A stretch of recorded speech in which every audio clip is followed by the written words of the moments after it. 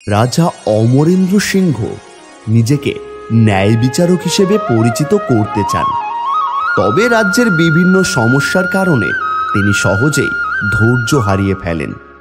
রাজ্যের শান্তি ও সুরক্ষা নিশ্চিত করার লক্ষ্যে তিনি একটা বিশাল উঁচু দেওয়াল নির্মাণের নির্দেশ দেন, তবে দেওয়ালটি নির্মাণের পরপরই ভেঙে পড়ে।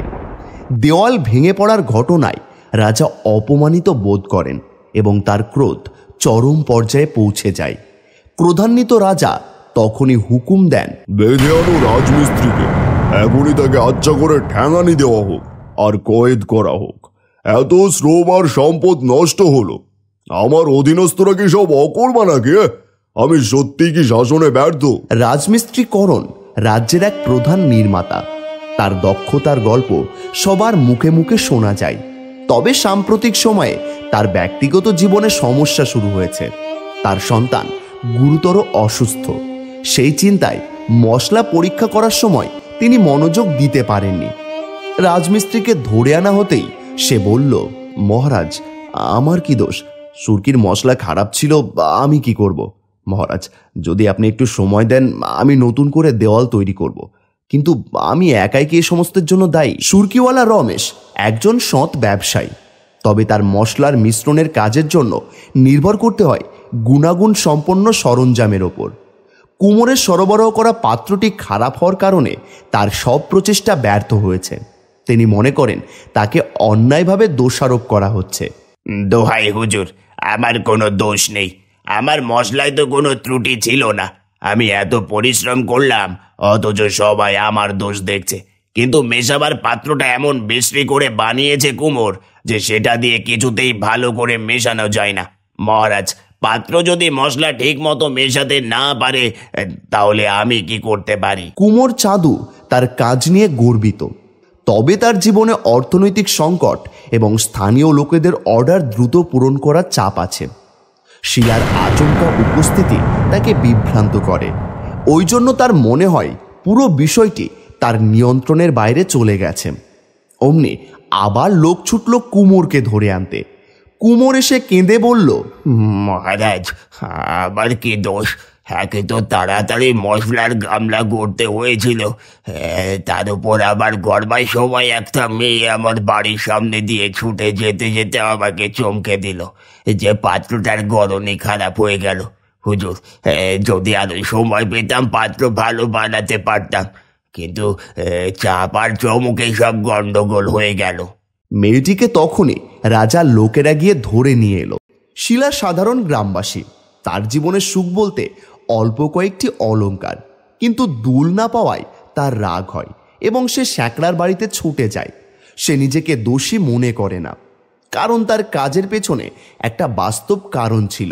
মহারাজ, আমার কোনো দোষ নেই। ওই বাড়ির সামনে দিয়ে যাওয়ার আমার কোনো দরকার ছিল না। আমি যদি সময় মতো দুল পেতাম তাহলে কুমোরের সামনে যেতামই না। একজন শ্যাকরাকে আমার কানের দুল গড়তে দিয়েছিলাম।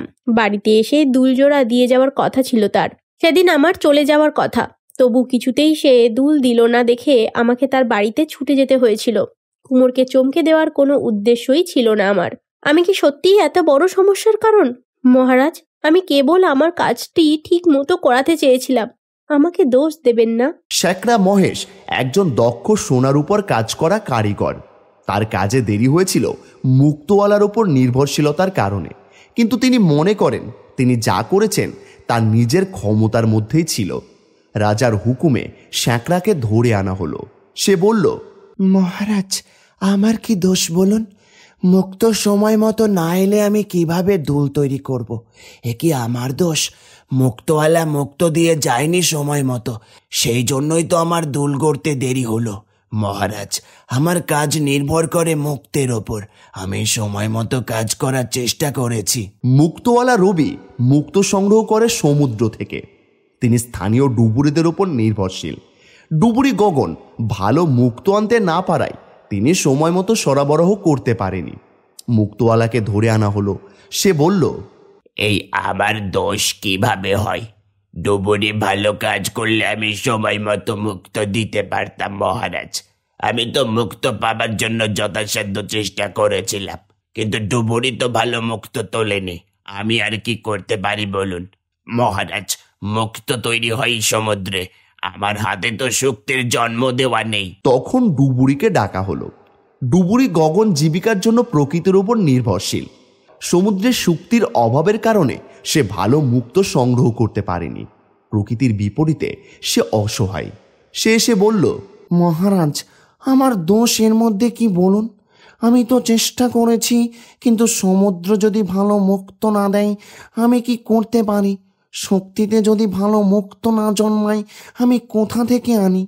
মহারাজ, সমুদ্র সব কিছুই নিয়ন্ত্রণ করে, আমার হাত তো প্রকৃতির চেয়ে বড় নয়। রাজা পুরো ঘটনাটি বোঝার পর উপলব্ধি করেন যে দায় কারো নয়, বরং এটা প্রকৃতি, পরিস্থিতি এবং সময়ের সমন্বয়ের ফল। তিনি ধীরে ধীরে তার রাগ প্রশমিত করেন এবং বলেন, প্রতিটি কাজ একটি বৃহৎ চক্রের অংশ। আমরা কেউই সম্পূর্ণ স্বতন্ত্র নই। তাই আমাদের উচিত সব দোষারোপ বাদ দিয়ে ভবিষ্যতের জন্য আরো ভালো পরিকল্পনা করা।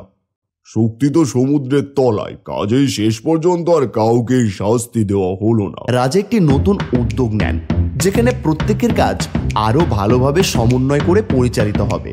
তিনি প্রকৃতিকে সম্মান জানাতে একটি সমুদ্র উৎসবের ঘোষণা দেন, যাতে মানুষ প্রকৃতির সাথে নিজেদের সম্পর্ক আরো গভীরভাবে বুঝতে পারে। গল্পটি একটি বড় রূপক। এটি বোঝায় যে সমাজে প্রত্যেকেই অন্যদের সঙ্গে সংযুক্ত।